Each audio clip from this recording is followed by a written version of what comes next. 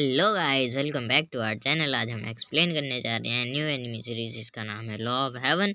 और ये सीरीज़ बहुत ही अच्छी है। ये सीरीज़ हाल ही में अभी रिलीज़ हुई है, इसलिए हम इस सीरीज़ को लाए हैं। इस सीरीज़ की स्टोरी लाइन जो कि बहुत ज़्यादा बढ़िया है, इसलिए आज हम इस सीरीज़ को एक्सप्लेन करने जा रहे हैं। एपिसोड 1 स्टार्ट होता हमें नरेटर वॉइस बताती है कि डिवाइन कंटेंट 5 भागों में डिवाइडेड है, जिसका नाम वेस्ट, साउथ, नॉर्थ वेस्ट और सेंट्रल डोमेन में, जहाँ सेंट्रल डोमेन रहने के लायक बिल्कुल भी नहीं था। बाकी के 4 कंटेंट रहने के बहुत सुटेबल थे। और फिर तभी हमें एक लड़ाई दिखाई जाती है डीमंस एंड ह्यूमंस के बीच की, जहाँ पे एक डीमन होता है जो कि मैन का रूप लिए होता है और वो अपना कल्टीवेशन में ब्रेक थ्रू करके मैन का रूप लिए होता है। और फिर हमें एक और व्यक्ति को दिखाया जाता है जो कि भाला लिए खड़ा होता है, जो कि कलर्स का सेक्ट का लीडर होता है, और फिर जिसका नाम वॉक वूमिंग होता है। और फिर उसके बाद हमें हेवनली डीमन सेक्ट के लीडर का नाम बताया जाता है जिसका नाम लिंची होता है। और फिर वो अपने ड्रैगन को बोलता है कि पूरी सिटी को डिस्ट्रॉय कर दो। और फिर तभी वो डीमन अपनी फायर पावर की मदद से उन सारे सोल्जर्स को मारने लगता है। तभी वो वी ऑफ वूमिंग मारने जाता है उस ड्रैगन को, पर वो ड्रैगन उसको मार के फेंक देता है दूर। और फिर तभी हमें बताया जाता है कि ये बहुत ज़्यादा पावरफुल ड्रैगन है। और फिर तभी हमें दूसरी तरफ आइस गॉडेस को दिखाया जाता है, जो कि कहती हैं कि तुम्हारी हिम्मत कैसे हुई मेरी सिटी पे अटैक करने की, जो कि इस हॉल मास्टर होती हैं इस सिटी की। और फिर तभी वो उस ड्रैगन को फ्रीज करके मार देती हैं। तभी हमें डीमंस और ह्यूमंस की फाइट दिखाई जाती है। और फिर तभी हमें दूसरी तरफ आइस और फायर की ड्रैगन और फिनिक्स दिखाए जाते हैं, जो कि एक दूसरे से लड़ रहे होते हैं। और फिर तभी नरेटर वॉइस हमें बताती है कि वहाँ पे उस आइस गॉडेस का एक सोल का टुकड़ा आइस डोमेन में कहीं गिरता है, पर वो कहीं मिलता नहीं है।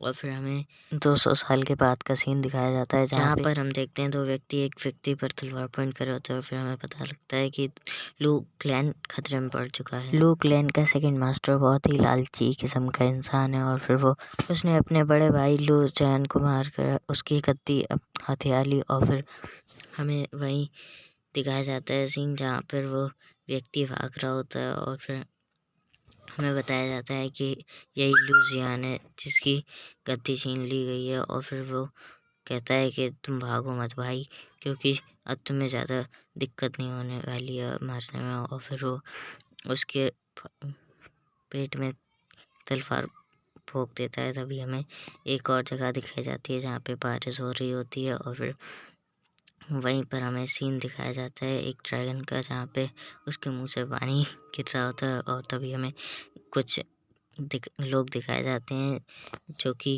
गुलाम होते हैं। और फिर हमें एक व्यक्ति दिखाया जाता है जो कि पहले का यंग मास्टर था, पर अब वो कैदी की जगह कुछ नहीं है। और फिर वो लोग चल भी नहीं पा रहे, क्योंकि उनके अंदर इतनी भी एनर्जी नहीं है कि वो चल पाए। और फिर हमें वहीं दिखाया जाता है कि वो गिर जाता है लड़का, और फिर वो उसको मार देता है बहुत तेज। और फिर वो मारने लगता है उसको। और फिर जिसके बाद वो गार्ड बोलता है कि इसके बहुत से नखरे हैं, आज मैं इसका खेल यहीं पर ख़त्म कर देता है।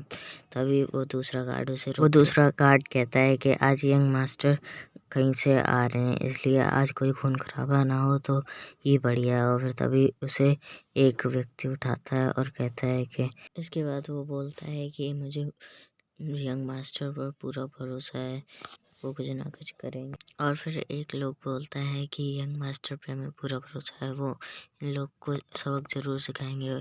हम लोगों की हालत तो सही है, पर यंग मास्टर की हालत बहुत ख़राब है। और फिर तभी हमें एक वही यंग मास्टर दिखाया जाता है जो कि सो रहा होता है उसके ड्रीम में।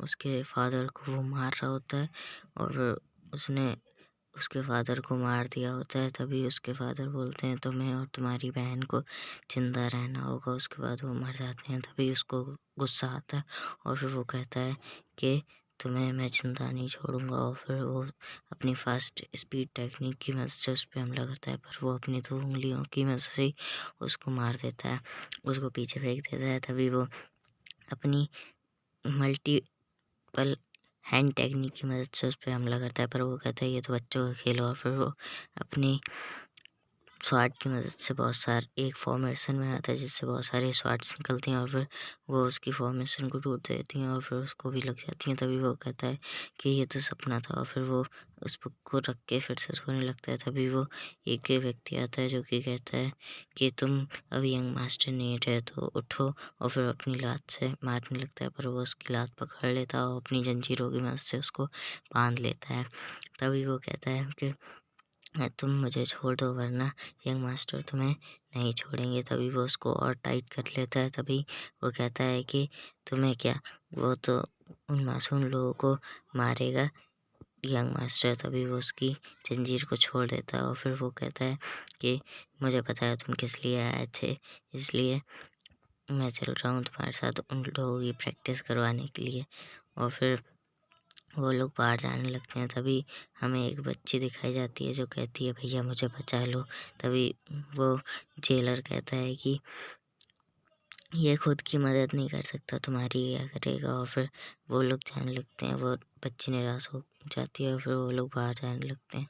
और फिर इसी के साथ हमारा एपिसोड ख़त्म हो जाता है। ये एक न्यू सीरीज़ है जो मैंने स्टार्ट की है, तो प्लीज़ सपोर्ट मी एंड ये सीरीज़ आगे चल के बहुत अच्छी हो जाएगी। Thanks for watching for this video.